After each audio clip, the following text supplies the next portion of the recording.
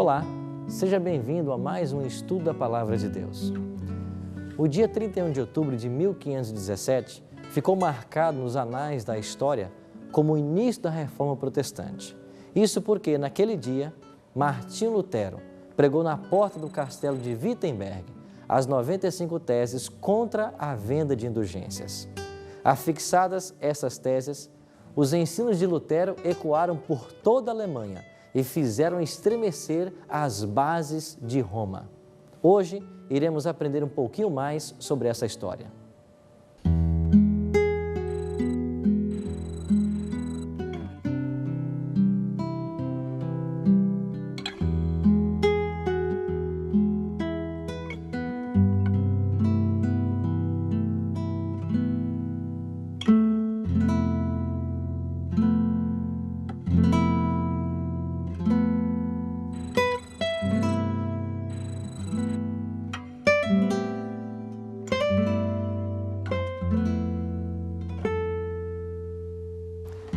A controvérsia entre Lutero e Roma terminou com a excomunhão de Lutero através de uma bula papal. Pastor, o que aconteceu em seguida? A bula proclamada por Leão X foi publicada e chegou oficialmente às mãos de Lutero no dia 10 de outubro de 1520. Obviamente, Lutero discordava com o conteúdo dessa bula. E na manhã do dia 10 de dezembro daquele mesmo ano de 1520, Philipp Melanchthon convidou aos demais professores da Universidade de Wittenberg, bem como aos alunos, para uma queima oficial do documento nesse local onde nós estamos. A lei canônica da Igreja Católica foi queimada, alguns livros, entre eles de Johann Eck, bem como o documento papal, ou seja, a bula, que o próprio Lutero jogou dentro do fogo. Posteriormente, ele foi indagado se ele não fora radical demais com aquela decisão. E ele disse: se o Papa teve coragem de ordenar a queima dos meus livros que expressam o verdadeiro evangelho bíblico, eu creio que não foi um exagero eu queimar também esse documento que ia contra o evangelho.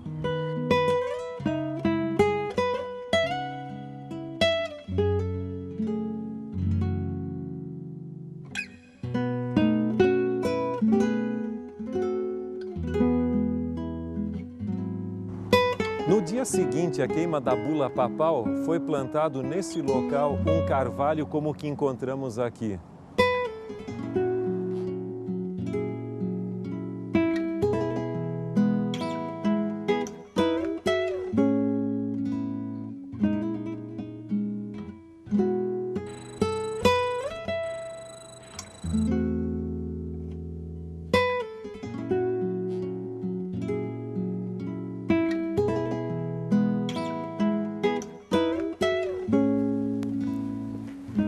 Quando Lutero afixou as 95 teses na porta do castelo da igreja de Wittenberg, houve grande baixa no número de peregrinos que visitavam a igreja na festa de Todos os Santos. Roma foi privada de seus adoradores, de suas ofertas. Isso motivou a publicação de uma nova bula contra Lutero.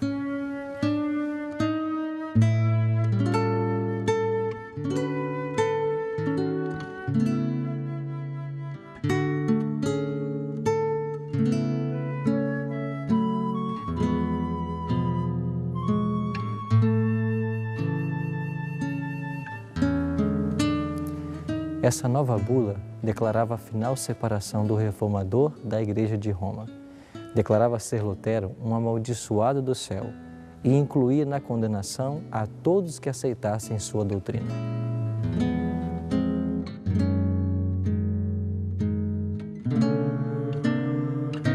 Assim, Lutero foi convocado para comparecer à Dieta de Worms, para responder por seus escritos.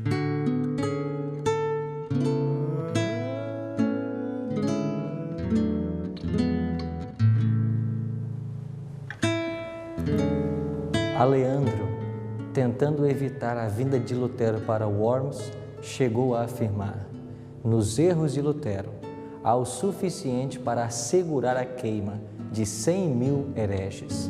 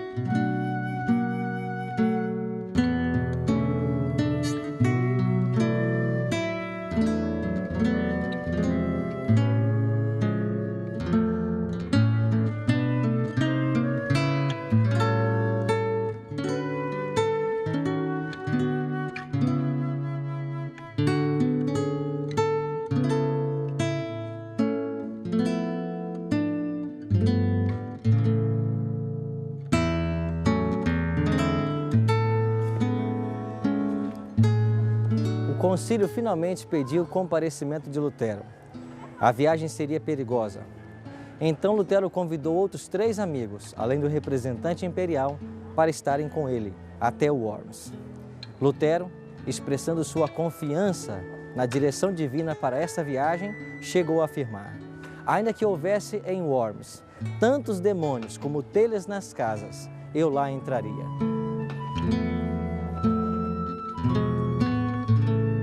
A maior parte dos membros da Dieta não hesitaria em entregar Lutero à vingança de Roma. Deus então constrangeu um membro da Dieta a dar uma descrição verdadeira dos efeitos da tirania papal. Com nobre firmeza, o Duque Jorge da Saxônia se levantou naquela assembleia e especificou com terrível precisão os enganos e abominações do papado e seus horrendos resultados. O concílio pediu então o comparecimento do reformador à sua presença. E apesar dos rogos, protestos e ameaças de Aleandro, o imperador firmemente consentiu e Lutero foi intimado a comparecer perante a Dieta. Em nenhum momento Lutero duvidou de que Deus estaria com ele durante a dieta que acontecia aqui em Worms. Pastor, o que aconteceu então com Martim Lutero durante a dieta? Ele foi convocado a dar o seu testemunho diante da dieta. E enquanto ele se encontrava ali, foi-lhe mostrado uma pilha de livros que estavam na sala e indagado a ele: você reconhece esses livros como seus? Ele disse: reconheço. Agora, você está disposto a se retratar do que você escreveu ali? E ele disse: eu não posso dar uma resposta simples sobre isso. Dê-me tempo. E então foi acertado que no dia seguinte ele então falaria sobre essa questão, respondendo à segunda pergunta. Quando ele retornou no dia seguinte, foi-lhe perguntado de novo: você está disposto a se retratar desses livros, do conteúdo que você escreveu? E ele então respondeu que o conteúdo dos livros não era todo o mesmo. O conteúdo podia ser classificado em 3 pontos básicos. Em primeiro lugar, haviam muitos escritos dele que tratavam da questão da fé cristã. E se ele abdicasse daquele conteúdo, ele estaria negando a própria essência do cristianismo. E que muitos outros líderes religiosos, praticamente todos os cristãos, aceitariam aquele segmento dos seus escritos.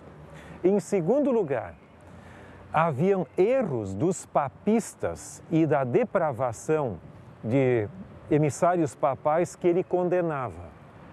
Um terceiro ponto era acusações e problemas pessoais de indivíduos que ele também abordava. Ele diz que a própria bula papal também reconhecia e fazia essa distinção. Mas aí ele foi interrompido e ele disse: nós queremos uma resposta clara, ao ponto e sem rodeios. E ele então responde: como você quer uma resposta sem rodeios, eu a darei. Minha consciência está cativa da palavra de Deus e eu não reconheço a autoridade dos papas e concílios, porque eles têm se contradito em várias ocasiões. É muito perigoso para um cristão agir contra a sua consciência. Portanto, eu não quero e não vou me retratar. Aqui eu estou. Deus me ajude. Amém. E o que aconteceu então com Lutero após a sua audiência na dieta? Ele foi aconselhado por Frederico o Sábio a se retirar o mais breve possível. E assim ele o fez. Enquanto passavam pela Floresta Negra da Alemanha, cavaleiros mascarados atacaram o comboio, sequestraram a Lutero e o levaram para um lugar à parte. Lutero achava que aquilo ali seria o seu fim. Mas depois que as 2 carroças haviam já partido, eles se identificaram para Lutero como havendo sido enviados por Frederico o Sábio para levá-lo a um lugar seguro.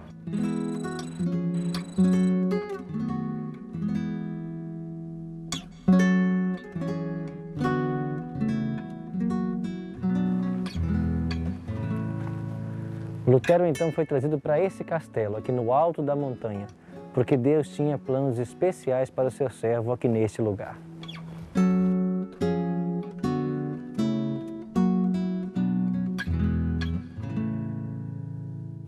Lutero passou aqui um bom tempo. Aqui, então, ele fez a tradução do Novo Testamento para a língua alemã.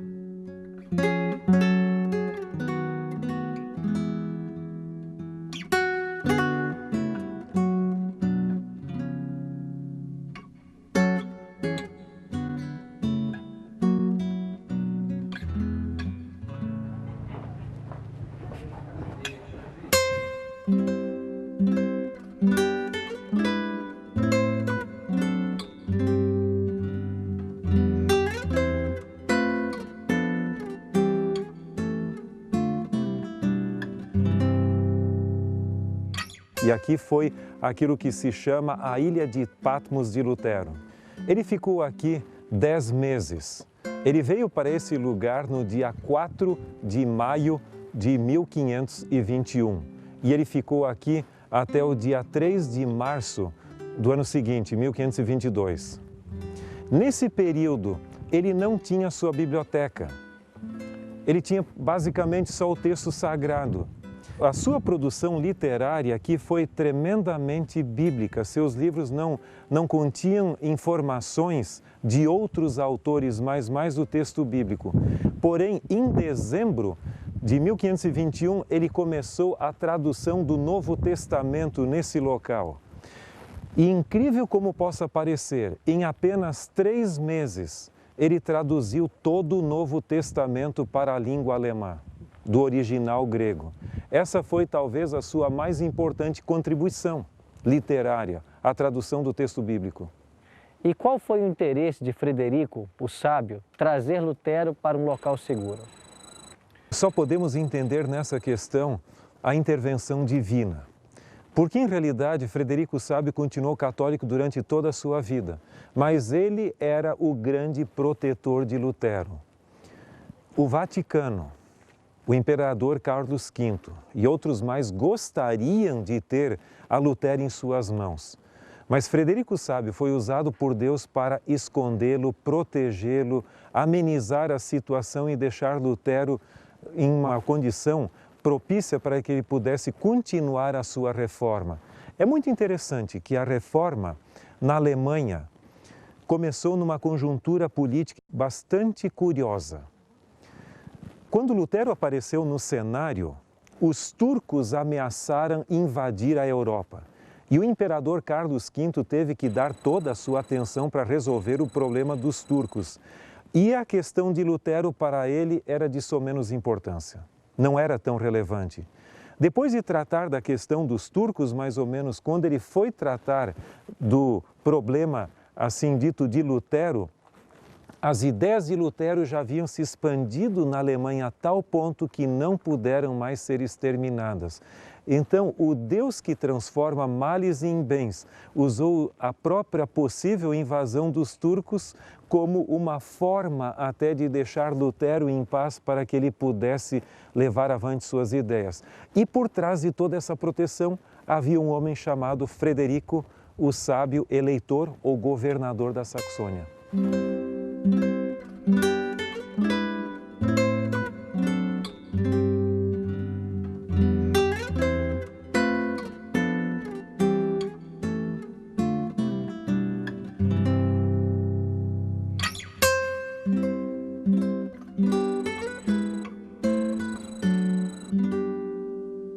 Pastor, foi Lutero o primeiro homem a traduzir a Bíblia para o alemão? Não. Nós conhecemos pelo menos 18 traduções da Bíblia ao alemão antes de Lutero, sendo 14 ao alto alemão, chamado assim, e mais 4 para o baixo alemão. Essas traduções, algumas delas eram mais conhecidas do que outras, porém Lutero, ao traduzir diretamente do texto grego o Novo Testamento e hebraico, aramaico, o Antigo Testamento, ao longo do tempo, ele foi muito mais fiel e corrigiu vários problemas que ainda existiam na Vulgata Latina. Por exemplo, o texto onde é indagado o que faremos para ser salvos, no livro de Atos. A Vulgata dizia, faça penitência. E essas traduções ao alemão também. Mas Lutero foi fiel no sentido de dizer, arrepende-se, ou arrependam-se e sereis salvos. Então, essas correções, além do mais, Lutero já era uma personalidade muito conhecida na Alemanha e tudo que ele falava ou dizia tinha uma repercussão. Portanto, por trás da personalidade de Lutero havia uma grande influência. E essa influência ajudou também a difundir a Bíblia traduzida por ele. Pastor, qual a principal contribuição de Lutero para a reforma na Alemanha? É muito difícil responder a sua pergunta porque a contribuição dele foi uma contribuição muito ampla. Por exemplo, houve uma contribuição política no sentido de realmente valorizar a nação alemã. Agora, por outro lado, econômica. Logicamente, a Alemanha estava sendo explorada por Roma e foi uma maneira mais ou menos de romper essa dependência econômica, ou seja, muitos recursos iam para o Vaticano. Literária, a tradução de Lutero contribuiu para fixar o alto alemão da Saxônia como a língua oficial da nação. E há outros aspectos. Agora, sem dúvida, a contribuição religiosa foi a mais relevante de todas. Diferente dos demais reformadores que eram humanistas, Lutero tinha uma ênfase muito interessante. Ele gostaria de deixar bem claro o que é o Evangelho da Graça de Deus. Os escritos de Lutero têm vida espiritual. Não é meramente academicismo ou reflexões exegéticas, ele tem isso, mas sempre o lado da justificação pela fé e da salvação pela graça de Deus fluem ao longo dos seus escritos. E por isso eles são um grande legado e que tiveram influência fora da Alemanha também. Pastor, quais as lições que nós podemos tirar da reforma da Alemanha para os cristãos modernos? Eu gosto muito de uma declaração de Daubigné, onde ele diz que quando Deus vai agir na história, ele normalmente o faz de duas maneiras. Em primeiro lugar, ele prepara o cenário para que isso ocorra. E em segundo lugar, Deus usa instrumentalidades as mais humildes para realizar grandes obras. Lutero não passava de um filho de um mineiro, uma pessoa simples. Agora, é lógico que foi acumulando conhecimento e títulos acadêmicos. Ele era um doutor em teologia, então esse é um ponto importante. Mas o que eu penso que é o mais relevante de tudo, para ele, a verdade e a palavra de Deus estavam acima das decisões dos papas, dos concílios e demais seres humanos. Em várias ocasiões ele foi confrontado com a ideia, é você o único indivíduo realmente que tem a verdade? Quer dizer que todos os concílios e todos os demais estão equivocados? Mas sua lealdade à palavra de Deus estava acima de tudo. Eu creio que esse é um exemplo. Os escritos de Lutero, desde o 16º século, têm circulado na Alemanha, na Europa e no mundo cristão, sendo traduzidos para muitas línguas. E Lutero ainda é, eu creio que, o embaixador cristão da justificação pela fé depois da era apostólica.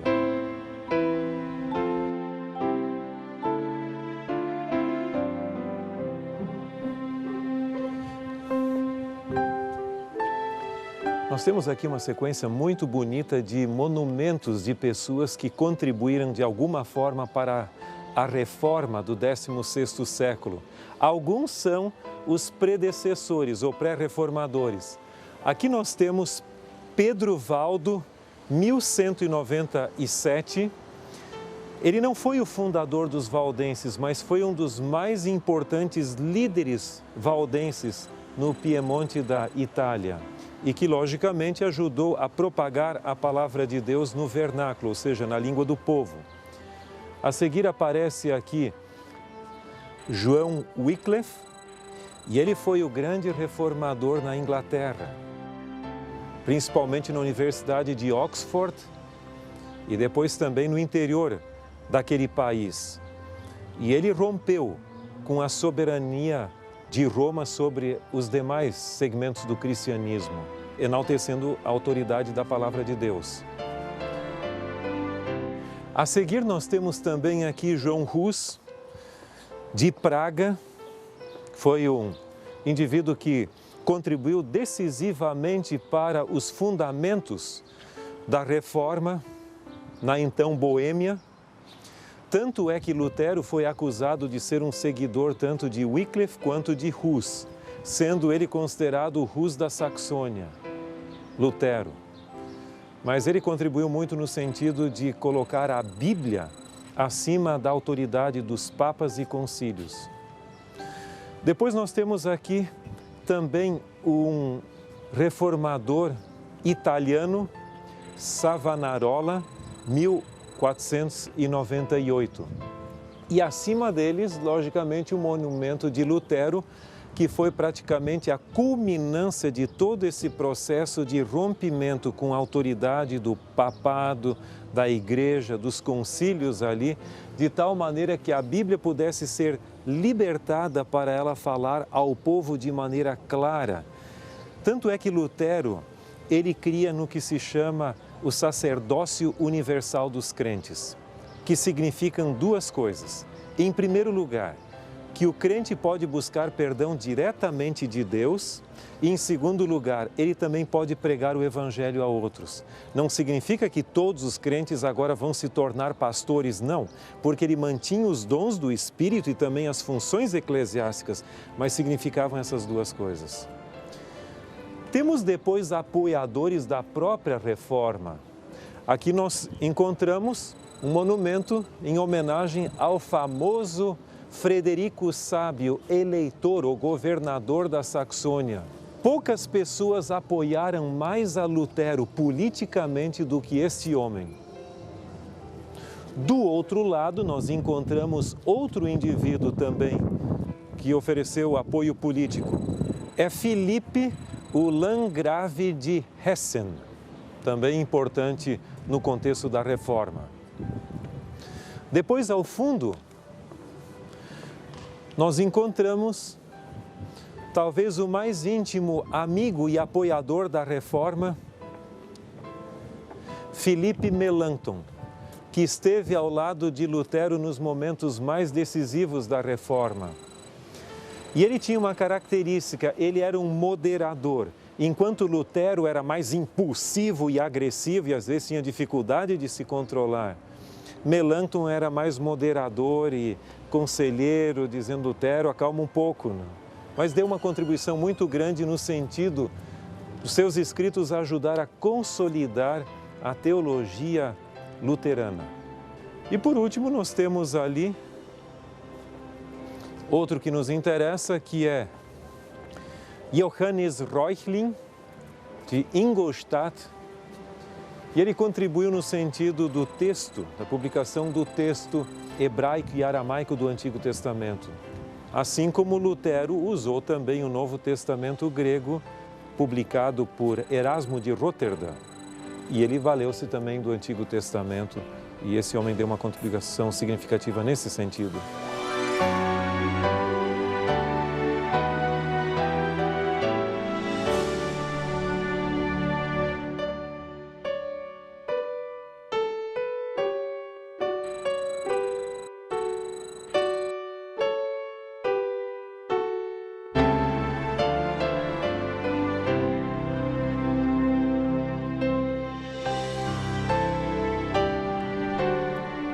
Pastor, qual a importância desse local para o movimento da Reforma?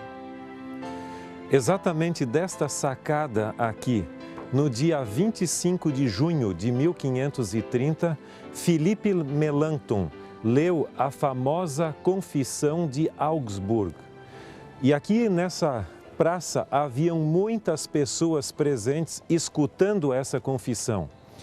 Em realidade, isso ocorreu no contexto da Dieta de Augsburg. Lutero havia sido proibido de vir aqui, e então Philippe Melanchthon, seu companheiro e amigo teólogo, foi encarregado de apresentar a versão luterana nessa dieta. A tentativa de Carlos V, o imperador, era tentar ainda conseguir unir católicos e protestantes. E esta foi a última significativa tentativa. Então, Melanchthon apresentou o seu documento, no qual ele não é tão forte contra o papado e, ao mesmo tempo, ele coloca a justificação pela fé em substituição à transubstanciação da missa, ou seja, que o sacramento se tornaria literalmente o corpo e o sangue de Cristo, como ensinado pela Igreja Católica. Então, o documento foi mais conciliatório, mas finalmente chegou-se à conclusão de que não havia mais harmonia ou uma tentativa de conciliação entre o Partido Católico e o protestante luterano. Portanto, aqui foi o assim chamado divisor de águas.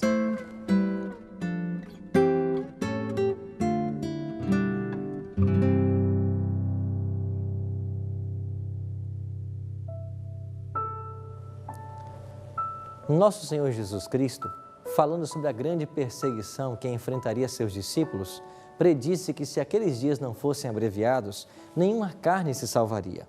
De fato, o grande movimento de reforma do século XVI antecipou o fim das grandes perseguições. E isto graças à determinação e coragem de homens como Martinho Lutero, Felipe Melanchthon, Frederico, o Eleitor da Saxônia, entre outros. Por isso, gostaria de convidar você agora a tomar uma importante decisão. A minha decisão é: após compreender a maneira extraordinária que Deus conduziu a reforma na Alemanha e como preservou a liberdade religiosa através do testemunho de homens fiéis, desejo fazer uso deste direito e ser leal a Deus e à sua palavra todos os dias da minha vida.